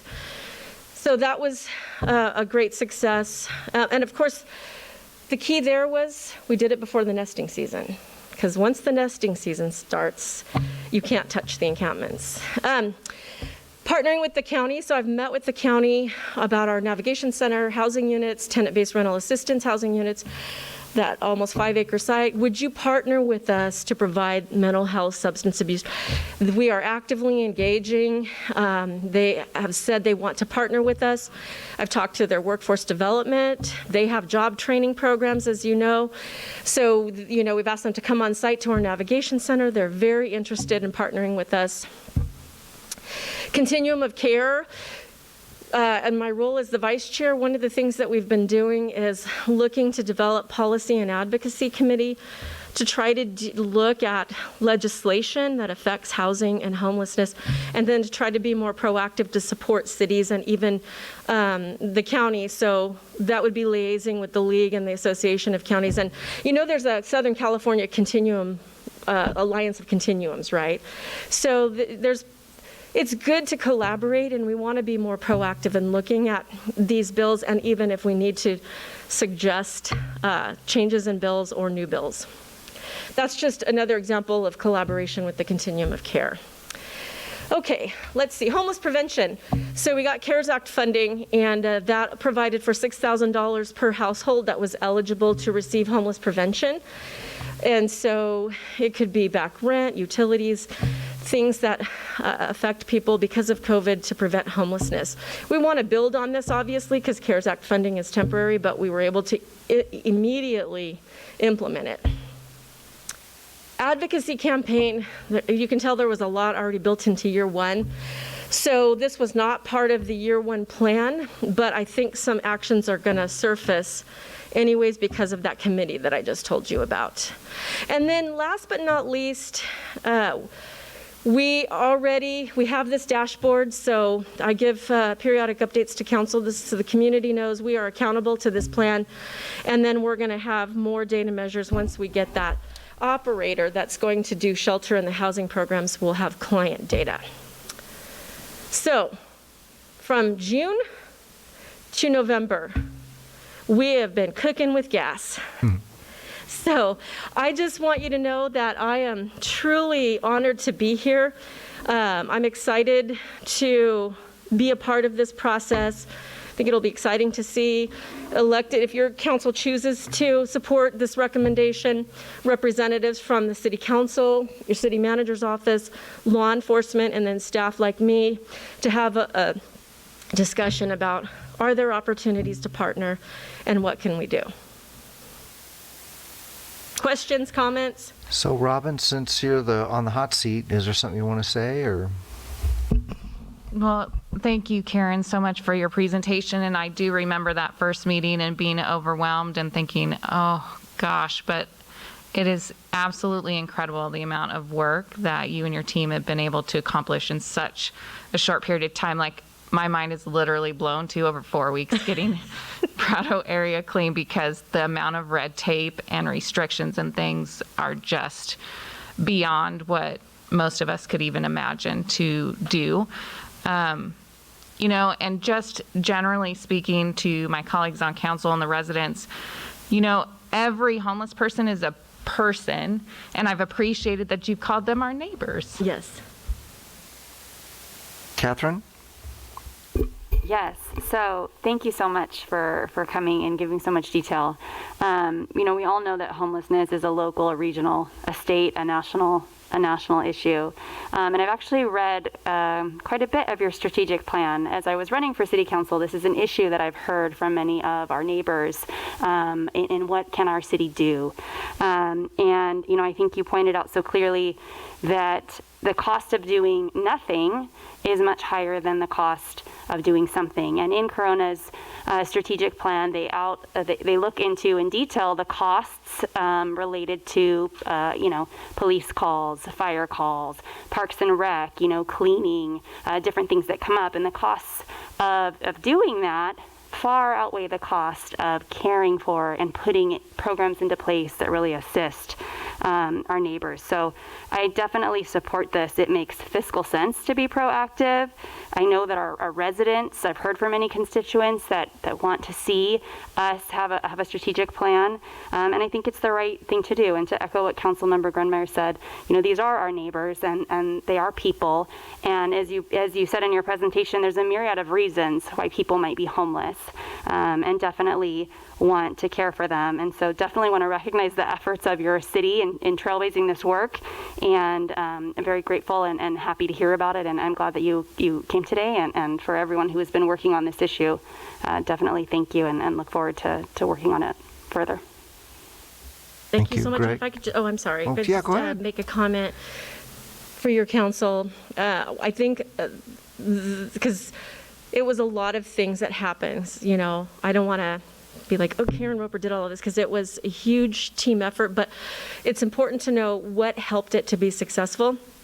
Because I did work for the County of Orange for 35 years. I think some of you know that. And I did oversee all of the county homeless programs and veterans and seniors and workforce. And so I had that experience with me, and I can tell you we had 34 cities in Orange County, and in my 35 years, I saw cities really struggle with this. And so I can tell you that to see an adoption of a plan like this that is so comprehensive, and to have 5-0 support from our city council, 100%, we had our businesses that supported the residents. It was like all the stars aligned. And so when you have that engagement and everybody's at the table, it makes a big difference. So thank you. Greg? Karen, I appreciate your presentation. And I think that, moving forward with this partnership, Robin and all of us certainly have all our work cut out for us. How do you possibly get through the Corps of Engineers in 4 weeks? 2 weeks. It was 2 weeks. 2 weeks. Yeah. Well, we try to stay away from 2 weeks. We've heard that too many times. And no, I promise it did happen that way. I think, first of all, I want to give a shout out to Tom Moody, who, oversees Public Works and Maintenance Services. He had worked with, we leased 1,500 acres from the Corps, so we work with them a lot. The city had been involved in cleanup efforts before, maybe not quite as fast-tracked as this, and it was before we had a strategic plan, but I do want to give him credit for the existing relationship. And then, to have he wasn't a council member at the time, but reach out to the head of the Corps of Engineers, PIO, and say, we need to do something. We need you to come to our city and meet with us. And then, for me to give them this comprehensive overview of the strategic plan and how we already had a contractor that supervises, the biologist aspect to protect endangered species, and we had a contractor who knew how to do cleanup, to be careful. And so when we met with the Corps and we talked about what the plan would look like in terms of the access roads and how everything would be supervised and the outreach, they said, you know what, I think we could do this. Get us the plan. And we immediately, Tom Moody and his group in Maintenance Services immediately got the plan out with the maps, and we were able to get the contractor on board quickly. They blessed it, and they basically sent a letter to U.S. Fish and Wildlife, and we got approval. So, and it was structured in such a way, the permit was structured in such a way that we could go back for subsequent cleanups. It wasn't just like a one-time thing, but you have to do it within the parameters of the nesting season. And, some of our council members have talked about what can we do to look at legislation that can still protect, wildlife and endangered species, but allow local government to address these issues. I listened to the Riverside City Council meeting talking about this and so many fires that have happened, and residents being concerned about fire hazards. And me as a Norco resident, when the wind blows, I'm like, worried about fire. So looking at what ways can we make at local government to try to talk to the appropriate elected officials to be able to look at affecting some legislative change, because there has to be a middle ground to be able to protect wildlife and still clean up. Homeless encampments that are left and you can't do anything is dangerous to the homeless themselves, to the wildlife habitat. So it does nobody any good if you can't address it. So I think that's something that, a lot more elected officials need to be thinking about, are what input can be made to be able to see if we can get some elected officials, at the state and the federal level to carry some legislation, because it's certainly not unique to Norco or Corona. Cities that are near areas like the Santa Ana riverbed face those challenges. So, Ted. I'm going to reiterate what Greg said, is you got Corps of Engineers to help you. I sit on the One Water, One Watershed board for the Santa Ana River. They did a homeless project that just to see the count was and how the significant impacts. Unfortunately, they use a lot of San Bernardino County Sheriff information. Kind of stopped at the Van Buren Bridge, didn't go past that, didn't go into our area. So I'm glad you got the Corona Basin and that area over there taken care of. And because it affects all our communities, I remember sitting and talking to John Tavaloni when he was still on the supervisor and when Spiegel. They agreed, it's regional. This is a regional problem. We have to handle it, and we have to handle it regionally, and we have to fix it regionally. And I'm glad that you're looking at those other areas. I especially like the idea that you're not only going for health and safety violations, but also looking at the mental health and the veterans part. We owe it to our veterans, and there are some mental health issues, and Justin's here now, but he knows that, less than 10% of the people cause us 90% of our calls for service, and that's going to happen. And if we can get those off there, just like what you're doing in Corona, and we can handle it here, I think it's going to be a big impact. And I'm curious at the cities because our homeless population, we know that they tag Silver Lakes and they go in there and they take advantage of the fact that that's all down there and they're living in the riverbed. Is there working also with Eastvale? And you said Harupa Valley, they're all in there. Are they all participating in this too? Are they all part of this? I mean, we're just starting this. That's what I'm saying. Well, that's what I hope, that we could continue to reach out, because what we do here, and there's a county area down in the river, but that's where, majority of our fires, and Karen, you're right, is we see the winds we've had, and the first thing we look at is we look over towards Harupa Valley and hope that the fire doesn't come to the riverbed, and we all do that. And so it's really important that we continue this, and I'm glad that Robin's going to take it upon herself to reach out. And I'm for this program.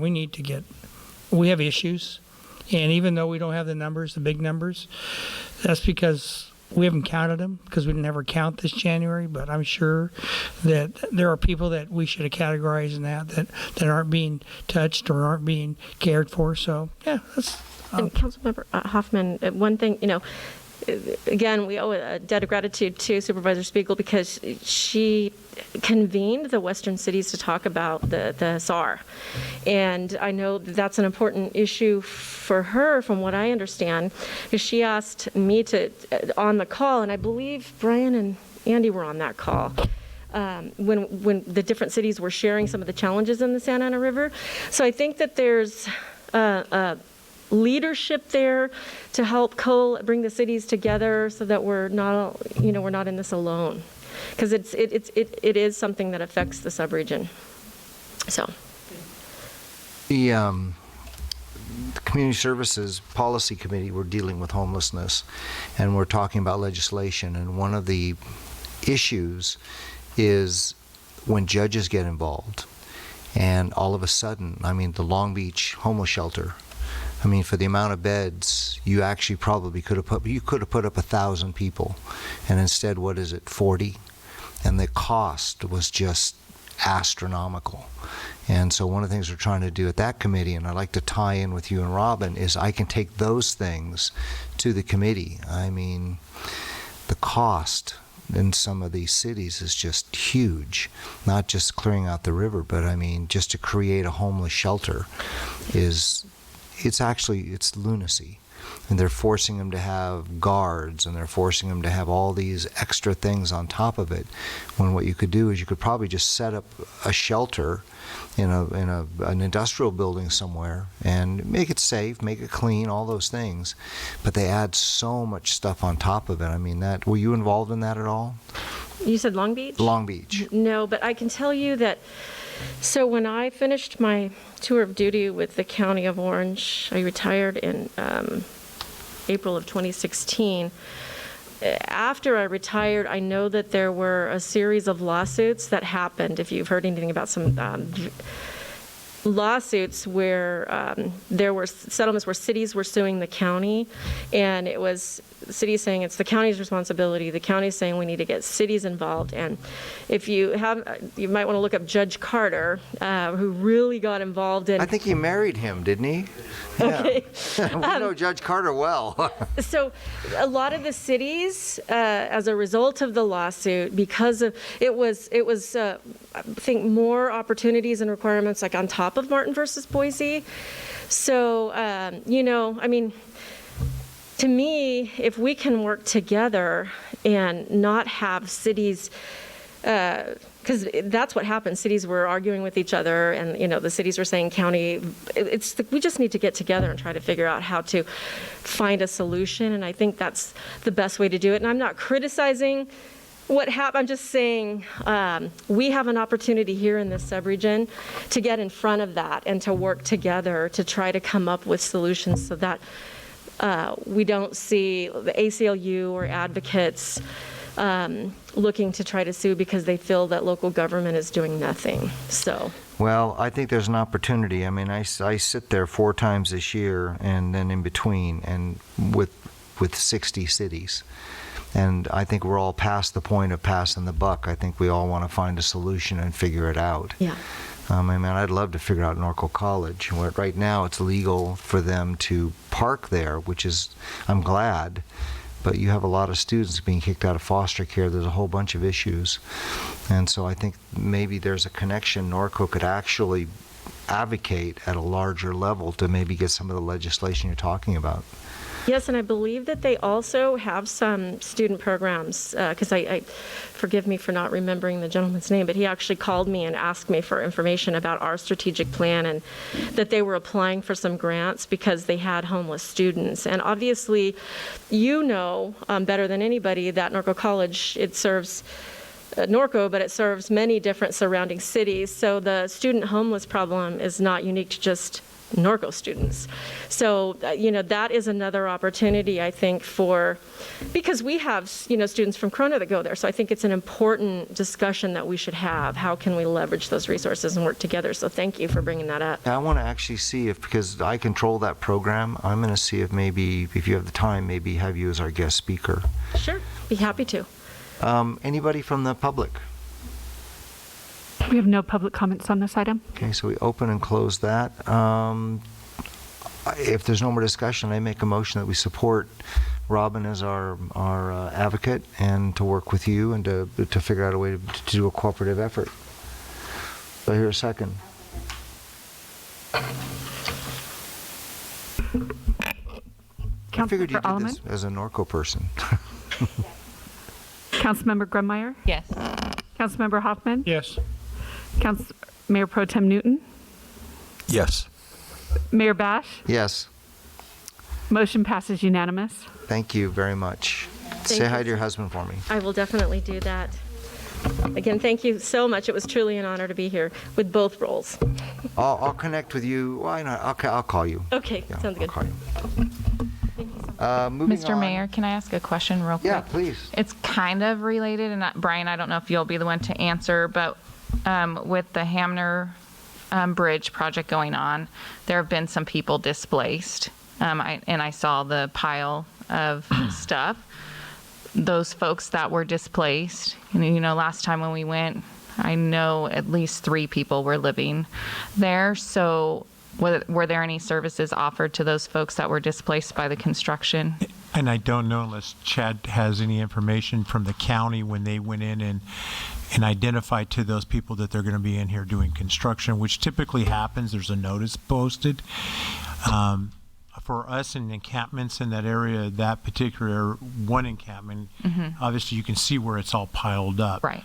We have another one a little bit upstream, but it's on an island. So Karen's been helping me kind of navigate through the environmental problem. One of our problems there is access because it's on an island, and getting to it is going to be one of our biggest challenges to work on that. But as far as displacement, I don't know if those people were sheltered or given opportunity in another way, unless Chad has any info. Wow. Again, the county's not doing the displacements themselves. They're working with Norco Sheriff to accommodate that request. I don't have information whether or not at the time the officers who assisted in that process were offering other services. That's information I don't have. In regards to the materials left over by the homeless, the county is hiring a specialized contractor to remove most of that stuff because of the biohazards and other things. So it is going to properly be removed and disposed of. Okay, thank you. Robin, we can take a look and we'll check into it and get back to the council as a whole. Thank you, Brian. Thank you, Robin. Moving on to City Council. Oh, no. First, to our agendized item, Terry Purkowski. Now, my understanding is if we choose to do something tonight, or if we choose to investigate, we actually can kind of cut to the chase. We could actually name something tonight if we chose, or we can choose to have staff look at it, get a recommendation from Chad. So we have that. We don't have to go through the whole naming of going through Parks and Rec and all that kind of stuff. So just to sort of put that up front. The reason I suggest this, and I talked to Ted about this, is Terry, 35 years, Norco High graduate, months away from retirement.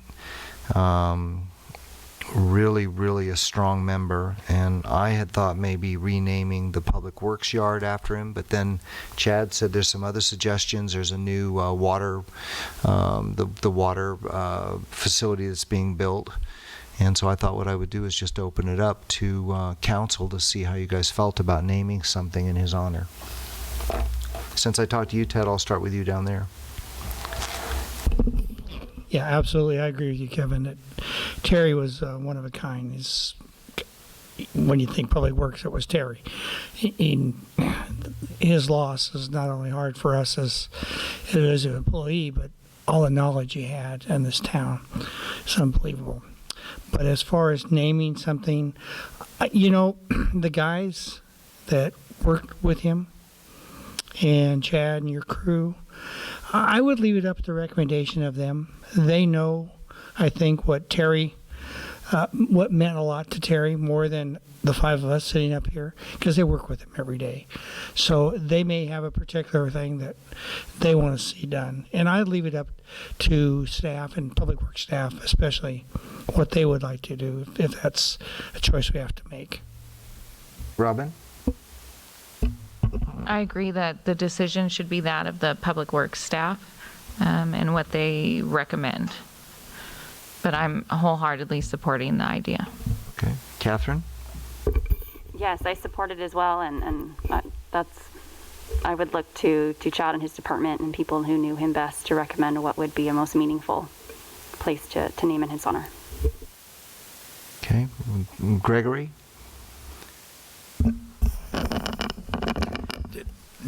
I do agree with asking the guys, but is it appropriate also to ask Terry's family what they would feel? Just because maybe, like all of us, we come home and go, oh, I like this project, or I don't like this project. So I don't know if that's appropriate or not. Yeah. I can speak on that. I can certainly say, even beyond Public Works staff, there is an appreciation of support of the idea of honoring Terry with something beyond the Public Works staff. I mean, he impacted so many people across the city in his activities over 35 years. He was just a huge contributor. In talking with the family, there has been discussion that could be a possibility, and they are very much in support of that idea and would like to be part of that if something is done, because they're electing to celebrate Terry privately, but if the city does choose to celebrate him, they would like to be part of that process. And I think that's kind of the direction I'm going, and I'm fine with you and the Public Works employees, maybe in conjunction with the family, to find something. I know that just very recently, you, Ted, and I, and Terry, when we met out about the blue water tanks, was our last time we walked around and kicked the dirt. I don't know if we want to go towards that, but that was also the kind of guy he was, and so that's kind of the way I'm going, is something. Well, then maybe what we do is we bring it back agendaed for the next meeting, have you talk to the family, have you talk to the guys, and come up with a recommendation for us. My hope is it would be something prominent, but other than that, I think, do we need to make a motion here, or do we just direct Chad to talk to the family, talk to the staff? Motion's probably a good idea. All right, well, if you don't mind, I'll make a motion that we direct Chad for the next meeting to come back with recommendations, and then we will look to follow that recommendation. That sound good? Do I hear a second? Oh, go ahead, Greg, under discussion.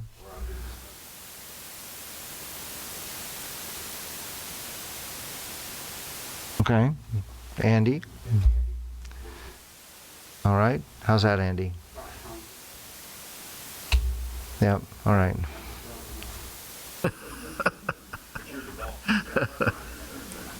Actually, the wife is going to be the boss in this situation, so you guys can pretend you're the boss right now, but the wife is going to be the one, Mrs. Perkowski. So, and we all have stories about Terry, so it's a shock. So anyway, do I have a second? Greg Okay. seconded that. All right. Councilmember Alleman? Yes. Councilmember Grunmeyer? Yes. Councilmember Hoffman? Sorry. You all right? It's the masks. Mayor Pro Yes. Tem Newton? Mayor Bash? Yes. Motion passes unanimous. All right. So let's maybe start with staff. Alma, do you have any thing to share or need? Sitting way back there in the corner. Hello, hello, hello. Lisette? Yeah, I'll call you tomorrow about that leak. I don't know what that's about. Matthew? Oh, sorry. Well, you know what? You look like the Lone Ranger, so what can I tell you? Except it's flip side. Our new police chief. Happy to be back. So,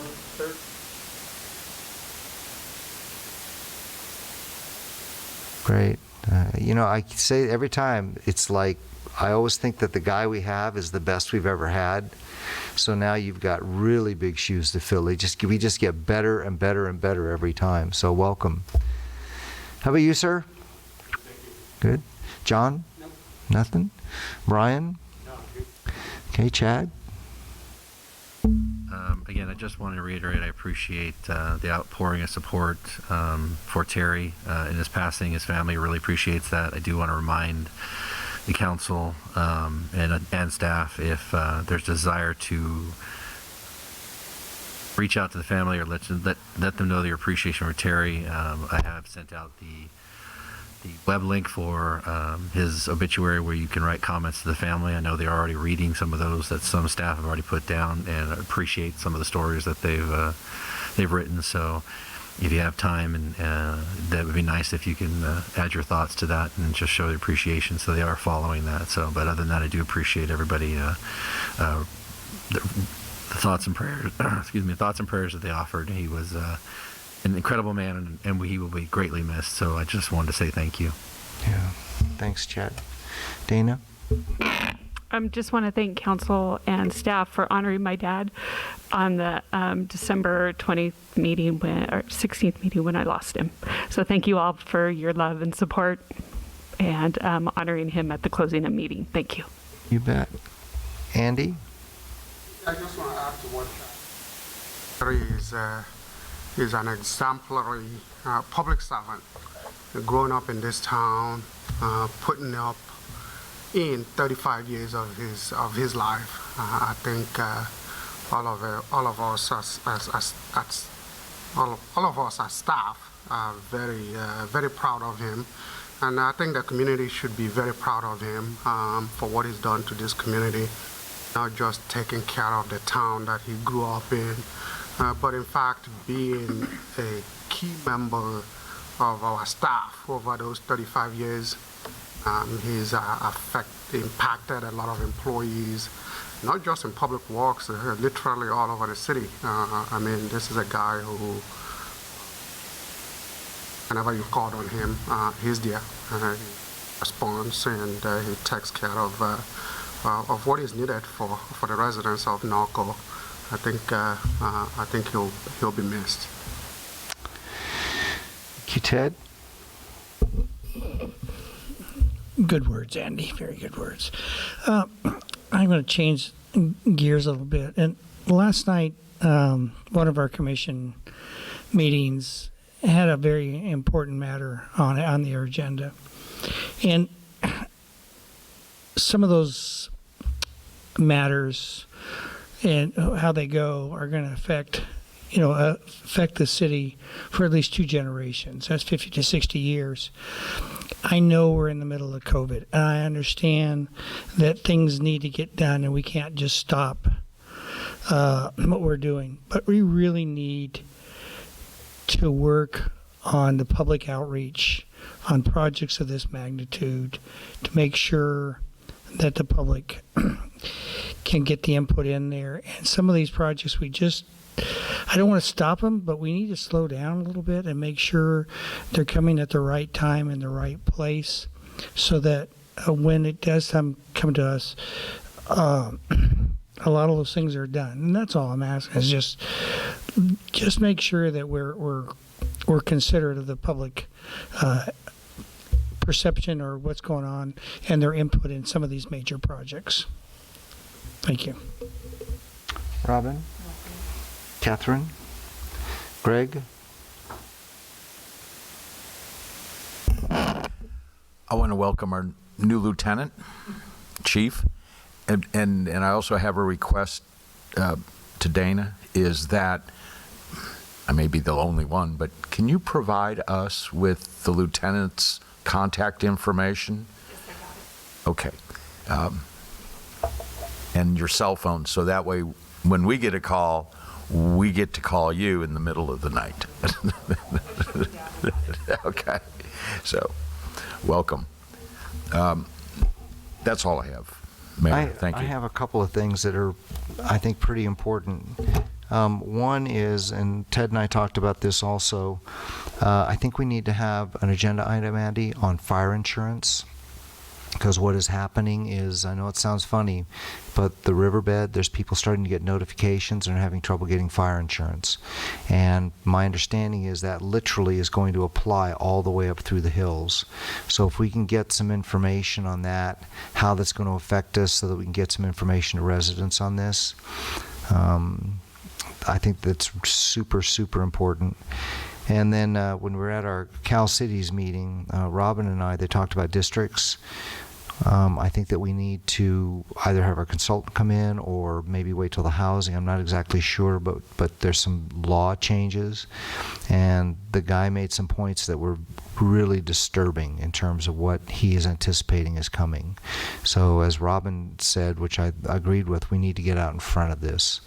So, and I think it's actually critical. And then I sent everybody the thing on Yorupa Valley and the housing. I think that I thought about talking about it tonight, but I think we need to reach out to Yorupa Valley and see what they want to do, what they have in mind. We need to contact, Senator Roth has asked us to contact him.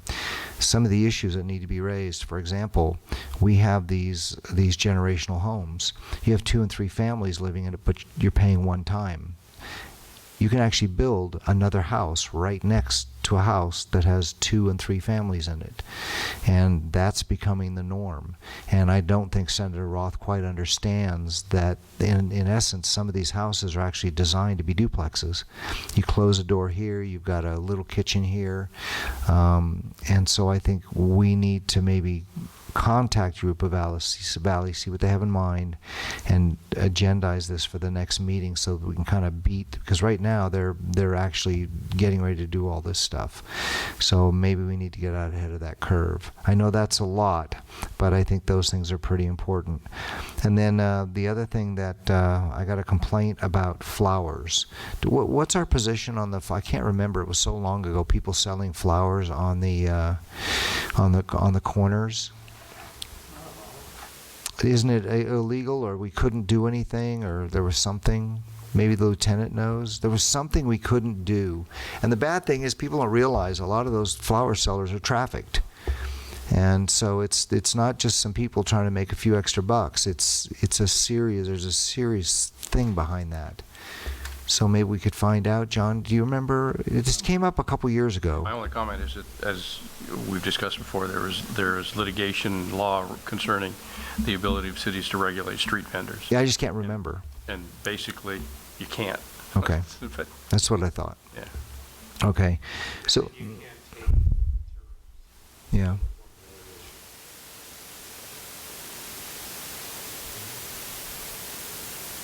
And the complaint was from a flower shop, a brick and mortar. So that was the problem. So anyway, fire insurance I think is critical.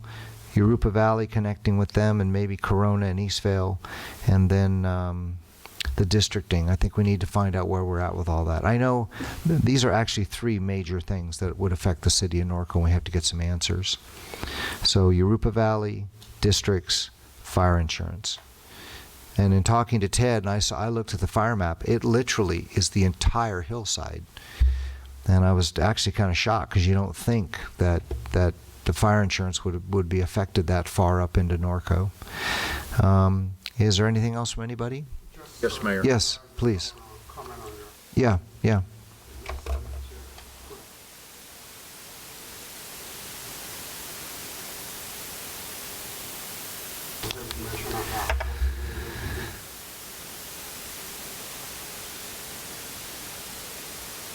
Okay, whatever's most comfortable for you, but what I don't want to have happen is these are things we've been asking for actually a while, and they really do need to be addressed, because they're in session right now and they're looking at some of these things. However it works for you, I'm good with it. I just want to make sure we follow through on it. Yeah. 2 comments. One, as you and Ted talked about with the fire insurance, and that's just basically the CAL FIRE maps. Right. In essence. And the other is on the street vendors. When we had that discussion, because, correct me if I'm wrong, Chad, you go drive into Eastvale, you have an ordinance posted that, or used to be a sign there. And I thought we kind of adopted something similar, or... So it's related to Eastvale. They just have a sign that says, encourages you not to provide to panhandlers. It doesn't prohibit panhandling. It simply just says you're encouraged not to give them money or food, whatnot. I do know that Eastvale, again, because they have several vendors that sell on the street that are allowed to do that. And I think they had an ordinance they developed, or maybe all they had to do was come in and just get a small little business license to do that, I think. Okay. But yeah, there's pretty regular vendors in Eastvale in certain areas that are always there selling stuff. Maybe that's something we need to look at, is that you have to have a business license. And if not, I understand not taking their product, but you know what I've seen recently in the past is the sheriff goes out, or code enforcement, and moves them down the road. Yeah. Well, unfortunately, that's what the litigation's about. And remember, it's from the city of LA. That the point is that sidewalks are public property, and that as long as they're not obstructing from a health and safety point of view, you don't have the ability to tell them to move on. They're members of the public, just like everybody else. But I mean, it wasn't really flower salespeople. It was the carts that sold food that were directly competing with the restaurant that they parked in front of. But the court said that didn't make any difference.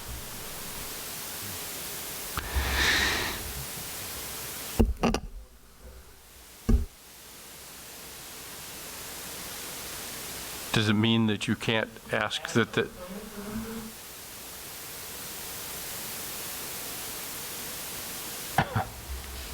can we require that they come in and get a business license? Probably.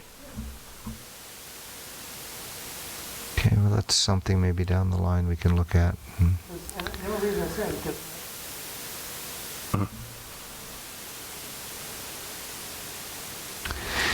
Okay, anything else? So what I'd like to do is close this meeting in memory of Terry and have a moment of silence.